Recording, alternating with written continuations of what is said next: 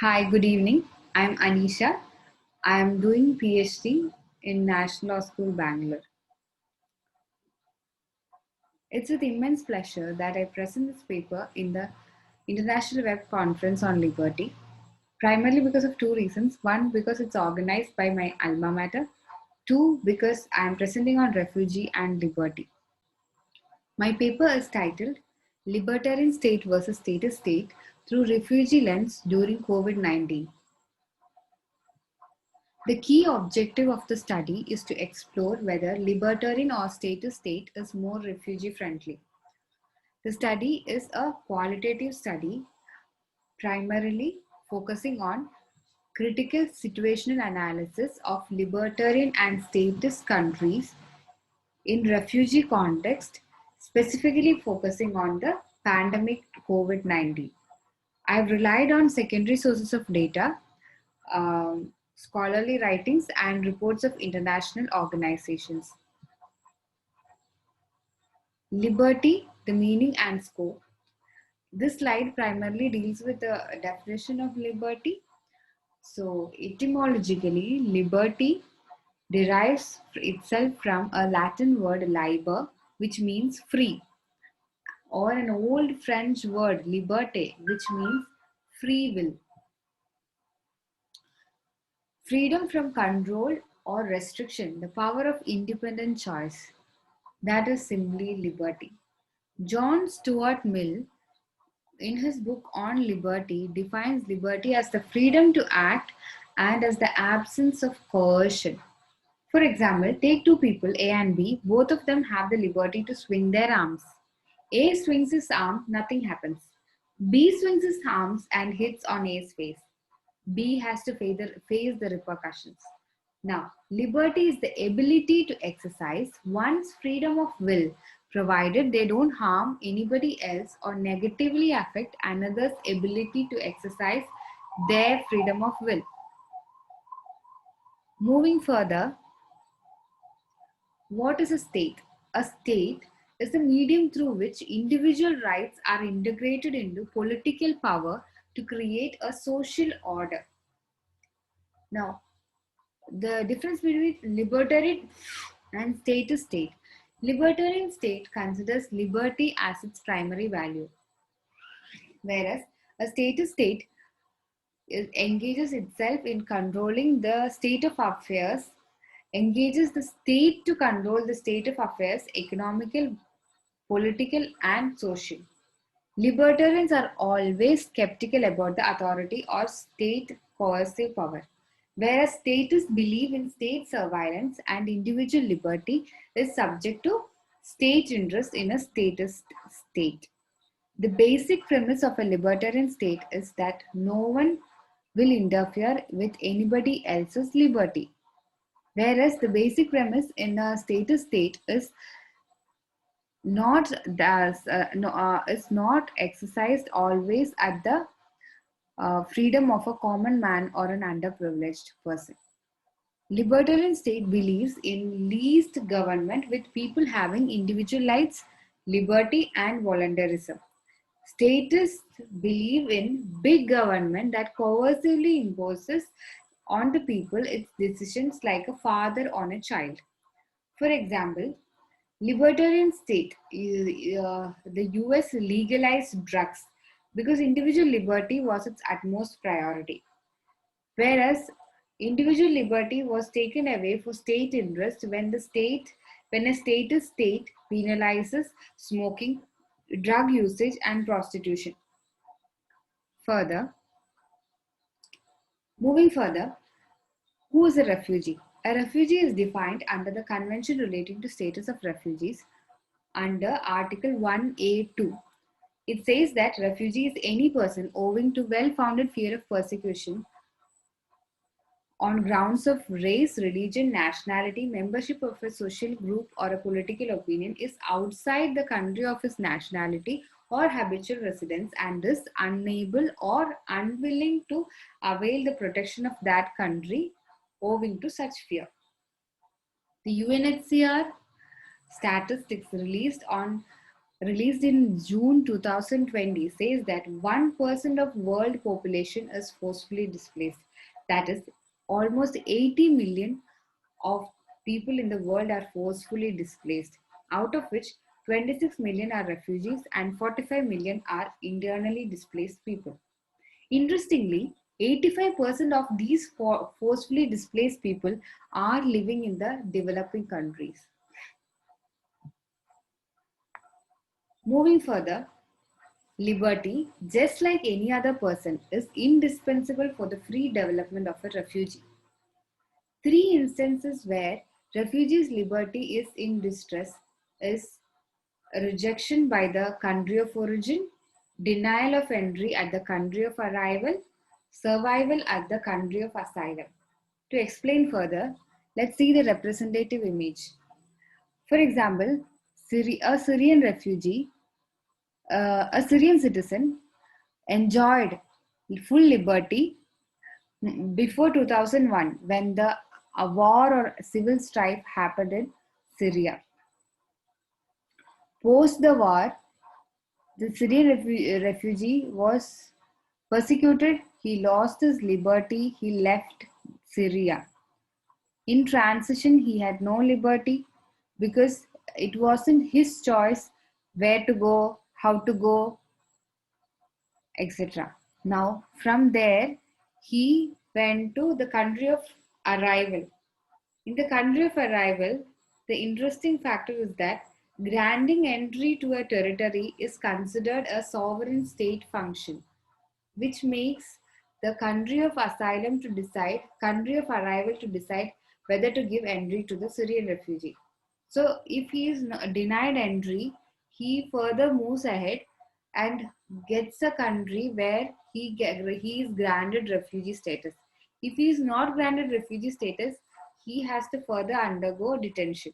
If he is granted refugee status, in order to regain liberty, he has to reach that stage where his liberty is respected by the people in the country and the people in the country's liberty is respected by him, which takes quite a duration.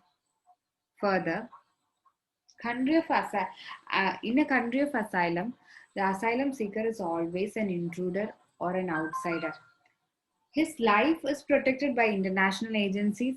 His right to non-refoulement, that is, to be protected not to be sent back to the country where he has fled from, is protected by UNHCR. But his economic rights, political freedoms, social facilities are neither the concern of anybody. For example, Germany imposes restriction on movement on asylum seekers and refugees. Malaysia detains the illegal immigrants or the refugees who get employed in the local market. Hungary conducts unwarranted searches in places of stay of the refugees. This is one scenario. Another scenario would be protracted refugee situations, wherein there is complete denial of liberty. A refugee in limbo, uh, uh, otherwise called so. So, a refugee in limbo happens because of two reasons. One, the denial of recognition of refugee status. Two, absence of any durable solution to the refugee status.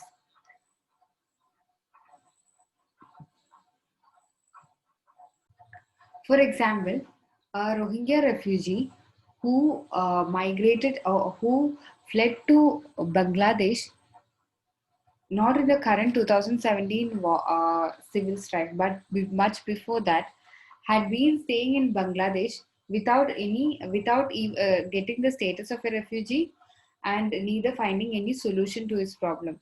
So there has been generations of refugee living like that. So such condition is called a refugee in limbo. So this refugee in limbo is being denied liberty since the time he or she arrives in the country of asylum. Further, refugee experience in a libertarian state versus refugee experience in a status state. Strong libertarians opposes refugees as they are economic liability on the individual and the government.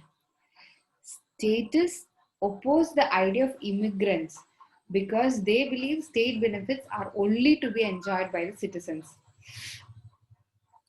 Libertarians believe that state has no responsibility towards non-citizens, but only to ensure liberty and freedom to its citizens. Whereas in a statist state, they have welfare measures, but only for the citizens, not for the immigrants.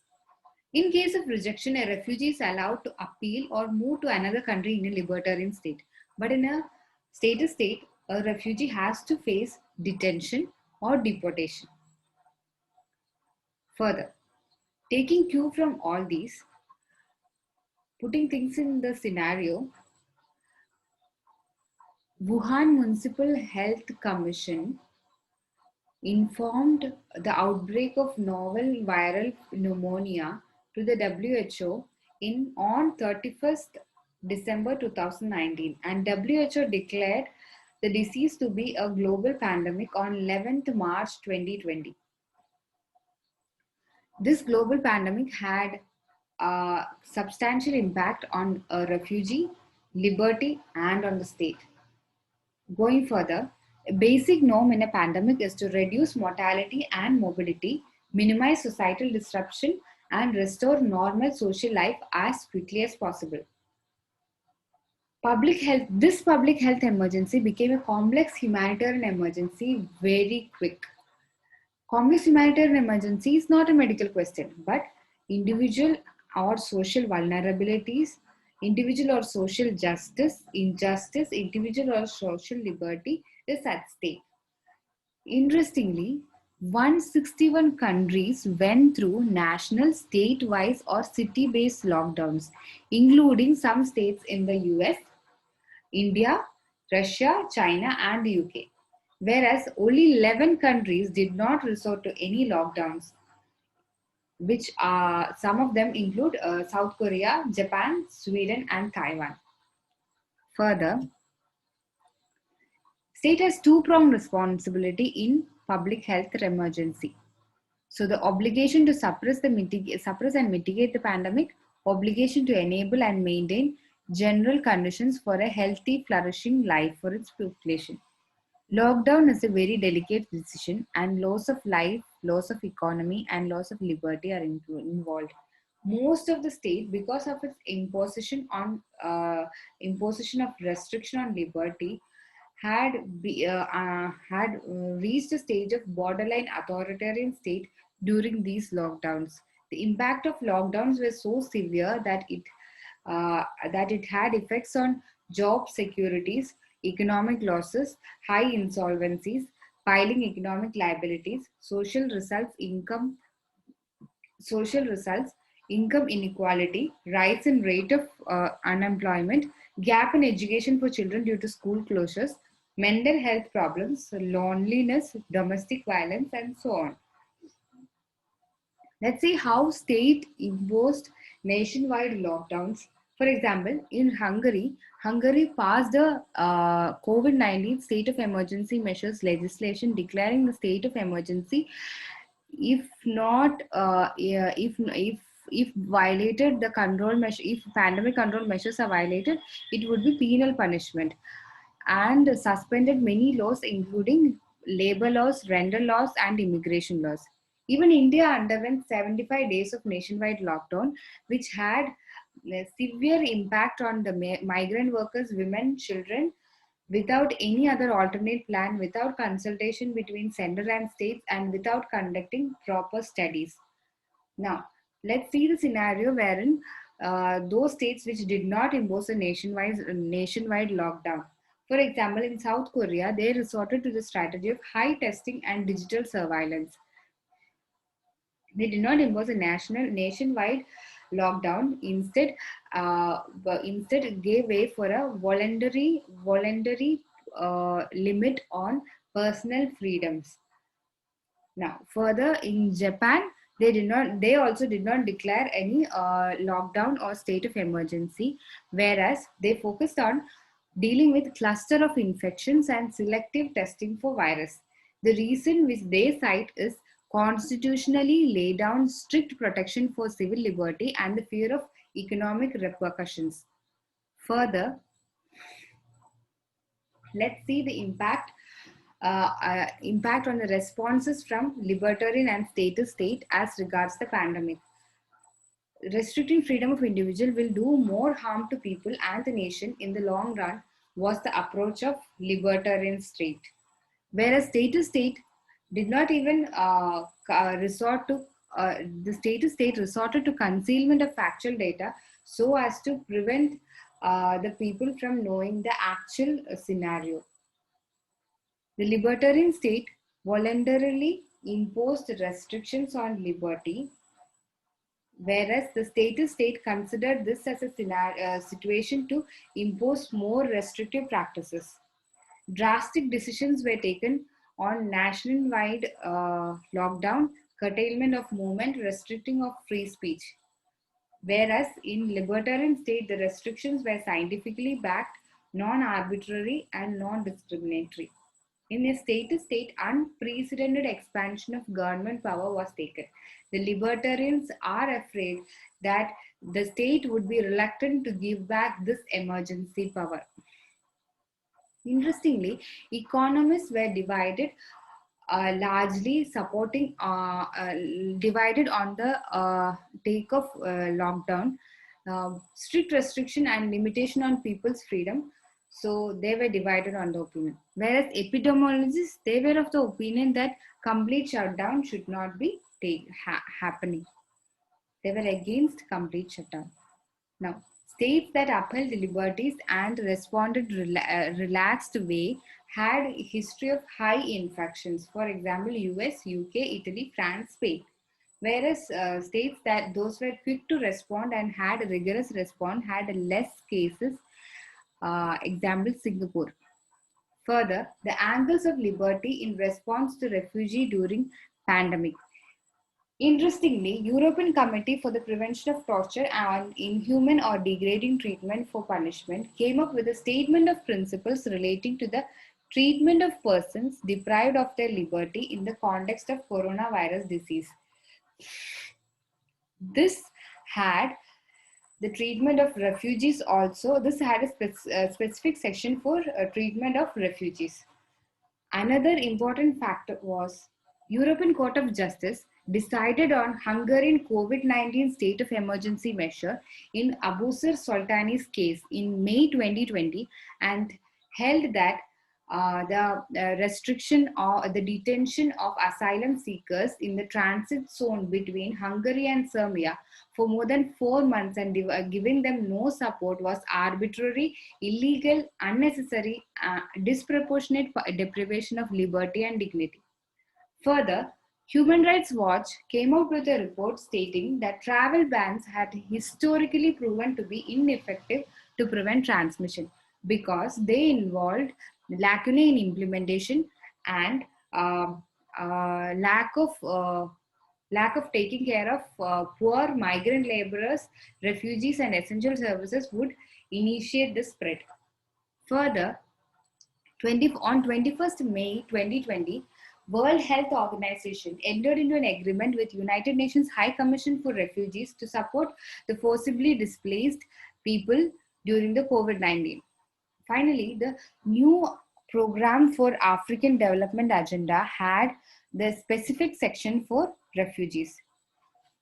Moving further to see the impact of pandemic on refugees, asylum seekers and refugees were the worst hit category during the pandemic because pandemic created stronger borders, physical, mental, and technological.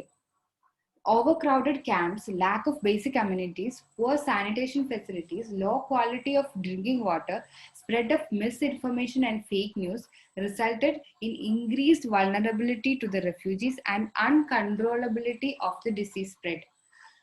Further, refugee camps were inequipped for an outbreak.